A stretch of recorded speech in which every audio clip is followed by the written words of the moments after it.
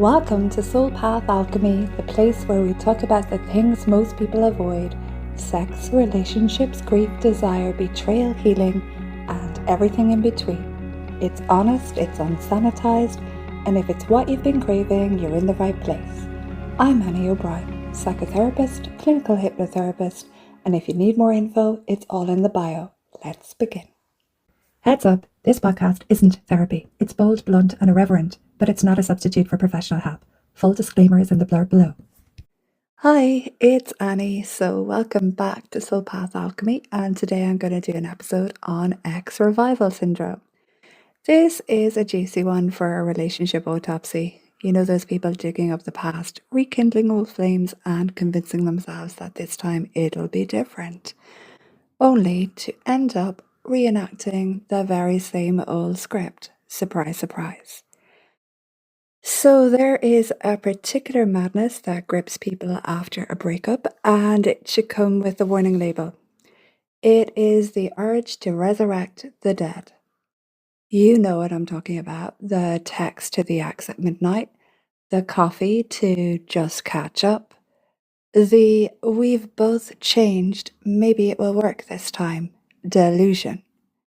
So welcome to ex-revival syndrome. So picture it. You've buried the relationship, you have wept, you've sworn never again, you've deleted the photos, and then one lonely Tuesday, they slide into your DMs with a casual, "Hey, how have you been?" Suddenly you're digging up the grave with your bare hands, convinced that this Walking Dead romance is going to come back to life better than ever. It never does. Corpses do not age well, they decay. But the fantasy of the revival is intoxicating. The idea that maybe you can rewind, undo the heartbreak, and get the happy ending that never happened. It is a psychological hall of mirrors, part nostalgia and part self-sabotage, part straight-up masochism. So ex-revival syndrome is the autopsy of relationships that should stay dead, but keep clawing their way back out of the soil. So let's take a look at the anatomy of ex-revival syndrome. Like any good pathology, ex-revival has stages. Stage 1 is the trigger. So this one starts innocently. You see their name pop up on social media, you pass their car outside Super Value, your mate casually mentions that they were asking about you, and suddenly the corpse twitches. What was firmly buried now looks strangely alive. So stage 2 is the fantasy. Your brain starts writing a rom-com. You imagine they've matured, you picture candlelight dinners where you both apologise for the past. You script an entirely fictional version of events where all the old wounds have magically healed. In this fantasy, you forget the 3 months they stonewalled you, the Christmas they ruined, the way you cried yourself sick. Selective amnesia sets in. It's like looking at a highlight reel edited by a drunk, weirdly twisted Cupid. And then we have stage 3, the reunion. So you decide to meet for coffee or drinks or just one chat, and instantly it's like slipping into an old coat, an old hoodie, an old tracksuit, familiar, intoxicating, deceptively warm. You remember why you fell in love, the charm, the humor, the chemistry. You also conveniently forget why you fell out of it. Neuroscience explains this. It's old attachment pathways lighting up like twinkle lights. The body remembers. Desire doesn't die neatly just because common sense told it to. And then we've got stage 4, the collapse. Here comes reality. The coat that felt snug at first now scratches, the same patterns resurface, the same silences, the same rows, the same avoidance, the same control, and possibly the same betrayal. And you're left wondering, how did I fall for this again? That's the cruel punchline of ex-revival syndrome. You're not dating a new person, you're dating the same person. And the worst part, you knew it. Deep down, you absolutely knew, but the fantasy of revival was too delicious to resist. That's the anatomy. The trigger, the fantasy, the reunion, and the collapse. Every single time, like clockwork. So why do people do this? Why do intelligent, self-aware adults go crawling back to the very person who shredded them? Freud had a term for it, repetition compulsion. I've talked about it in other episodes. So the mind tries to replay old wounds in the hope that this time the ending will be different. It's like a naive child rereading the same sad story, convinced that if they flip the pages carefully enough, the horrible ending won't come. The sadness at the end will somehow change. And unfortunately, it doesn't. So attachment theory adds another layer. If your early template of love was inconsistent, a parent who sometimes soothed and then sometimes vanished, then your nervous system associates unpredictability with passion. That's why your ex, with their hot and cold routine, still makes your heart race. It's not chemistry, it's trauma dressed up as some kind of twisted desire. And then there's the fantasy bond. Robert Firestone coined the term for when people mistake the idea of a relationship for the reality. You're not reviving the ex. You're reviving the fantasy of what you wanted it to be. You're clinging to the hope that if you work hard enough, if you wait long enough, if you sacrifice enough, it'll somehow transform into the fairy tale, except it never does. You're not falling in love with them again, you're falling in love with the ghost of who you thought they could be. And let's not forget the role of shame. So going back to an ex can feel like redemption. It's like you think if they take you back, maybe you weren't so unlovable after all. Maybe you weren't such a fool. Maybe the breakup wasn't proof of your inadequacy. The tragedy is that the validation lasts about as long as the coffee, and then the old patterns kick the door back in.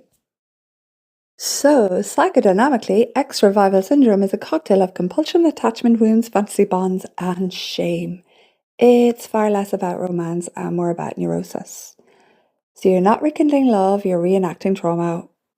And ex-revival syndrome isn't just psychodynamics, it's cultural too.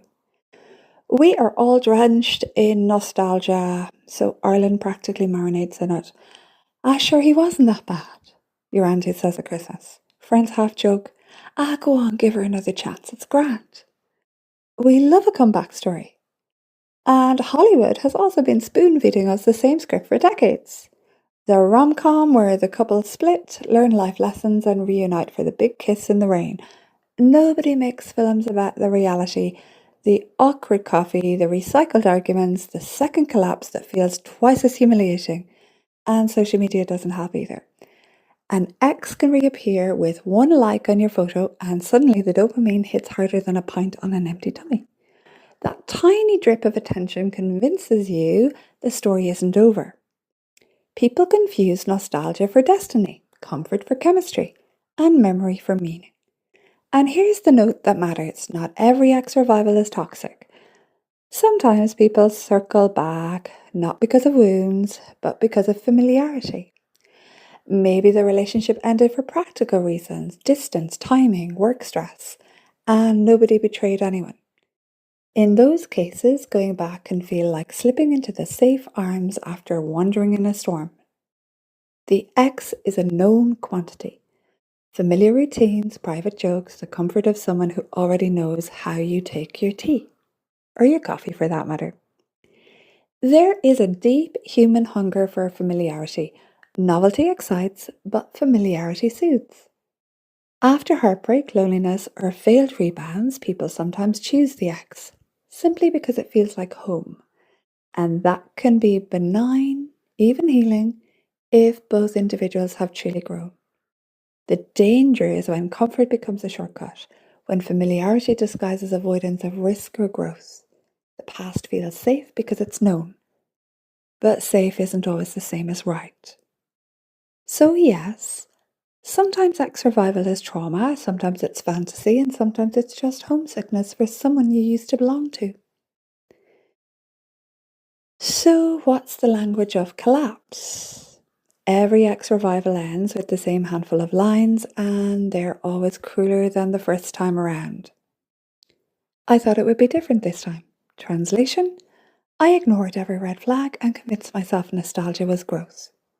Oh, you haven't changed at all. Translation: I hoped you'd become the person I fantasized about, but you're still you. Oh, we gave it another try. Translation: we repeated the same mistakes with bonus amounts of shame. And then, of course, the silence, the ghosting, the sudden fade out, as though the revival was just a late night experiment gone wrong. The collapse is always sharper because you don't just lose them again, you lose the fantasy of second chances. And the cost. Well, the cost of ex-revival syndrome is heavy. You don't just mourn the relationship, you mourn your own hopefulness. You sit with shame, thinking, how on earth did I fall for this again? And friends don't always sympathise either. They roll their eyes, remind you that they warned you, and you're left grieving in private. It kind of feels like a self-inflicted wound, which only deepens the pain. There is also the cost of time. Months upon months wasted on the same loop when you could have been moving forward. Growth stalled, new connections postponed, your life on pause, waiting for a miracle, some kind of rewrite of Act 1 that never comes. And worst of all, you betray yourself. Every time you resurrect a dead relationship, you send your nervous system the message, "Ooh, my comfort matters more than my dignity." And that self-abandonment eats away at confidence and corrodes trust in your own judgment. So let's summarize the autopsy report. Cause of death: repetition compulsion, nostalgia, and selective amnesia. Manner of death: relapse into old wounds disguised as romance. Contributing factors: dopamine hits from texts, cultural obsession with second chances, and the human craving for familiarity. Here's the truth. Going back to an ex doesn't mean you're weak, it means you're human. The urge for revival is universal. The fantasy of undoing heartbreak, of rewriting history, of finally getting the love you deserved. But the fantasy is not the reality. And guess what? Reality will always win. Exes are exes for a reason. If you revive what was dead, you'll usually end up grieving twice. The only thing harder than the first breakup is the sequel, so mourn it, bury it, honour what it was, but don't dig it back up. The Walking Dead never ages all that well. So that's today's episode. I'm Annie. Have a really great day.